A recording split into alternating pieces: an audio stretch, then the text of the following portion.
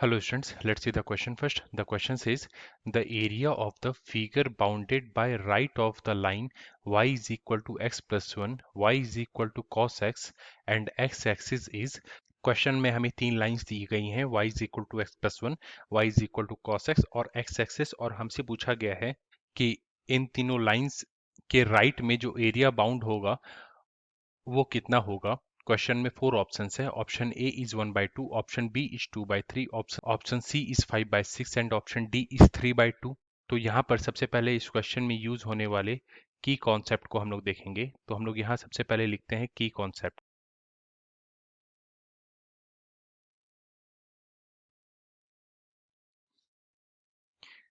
सबसे पहले हम लोग यहाँ पर cos x का ग्राफ देखेंगे।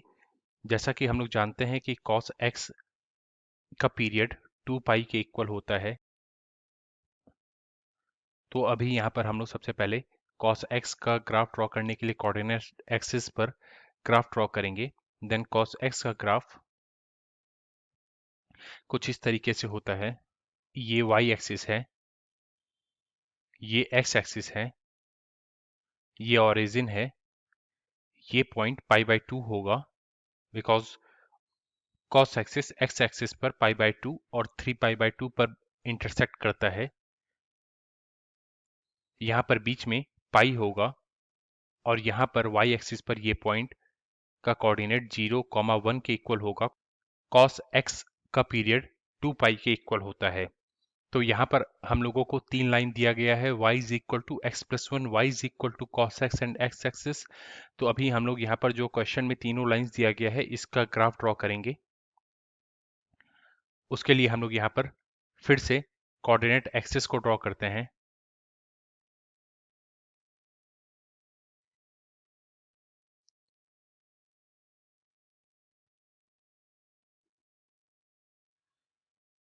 सबसे पहले हम लोग y is equal to cos x का ग्राफ ड्रॉ करेंगे।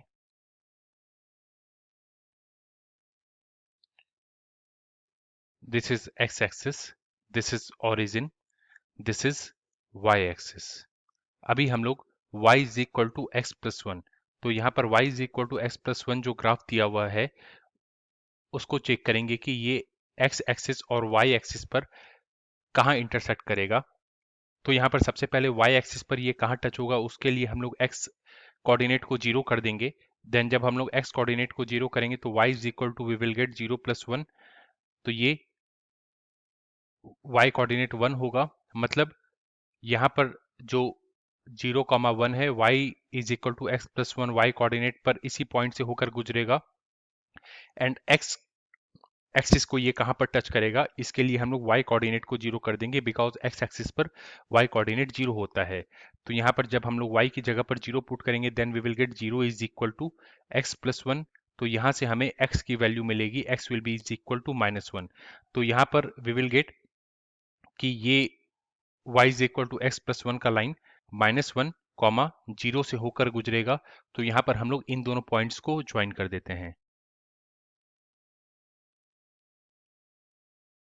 ये y is equal to x plus 1 का ग्राफ है, ये y is equal to cos x का ग्राफ है और ये x एक्सिस है। अभी हम लोगों से पूछा गया है कि इन तीनों लाइंस के राइट में जो एरिया बाउंड है उसको हमें कैलकुलेट करना है। इट मींस हमें जो शेडेड पोर्शन है उसका एरिया निकालना है। यहाँ पर हम लोग इस पॉइंट को A बोलेंगे, यहाँ पर B बोलेंगे, यहाँ पर C बोलेंगे। तो हमें area of the region ABOC निकालना है। तो यहाँ पर हम लोग लिखते हैं required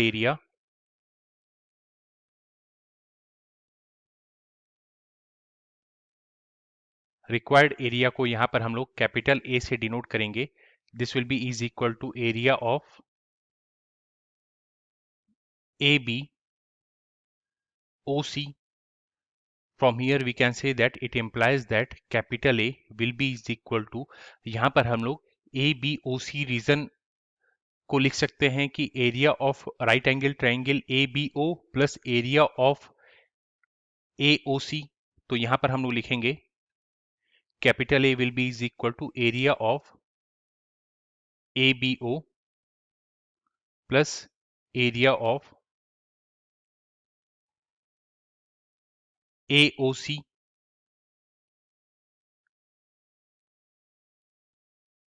So from here we can write it implies that capital A will be is equal to area of right angle triangle ABO. We know that area of right angle triangle का formula होता है 1/2 into base into height.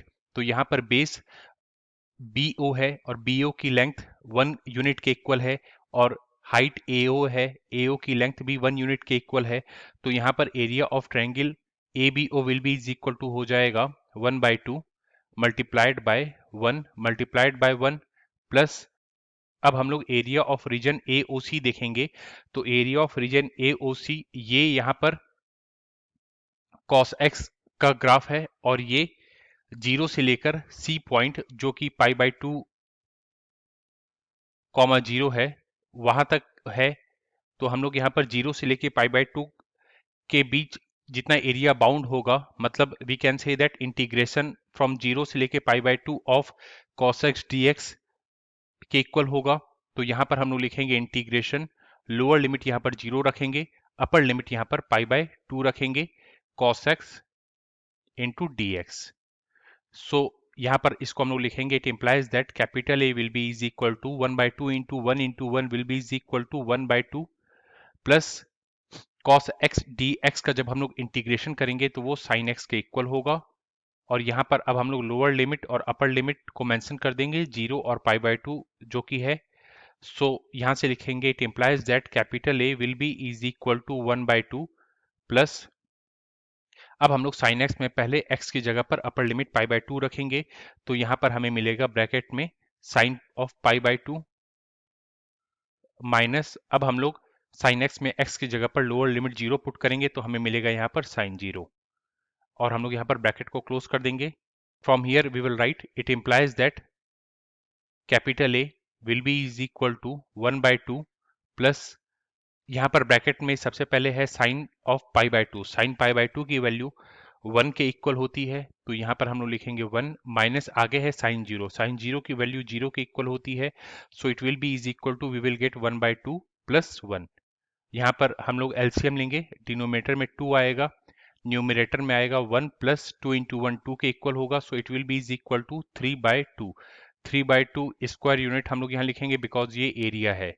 अभी हम लोग question में दिए गए options में चलते हैं.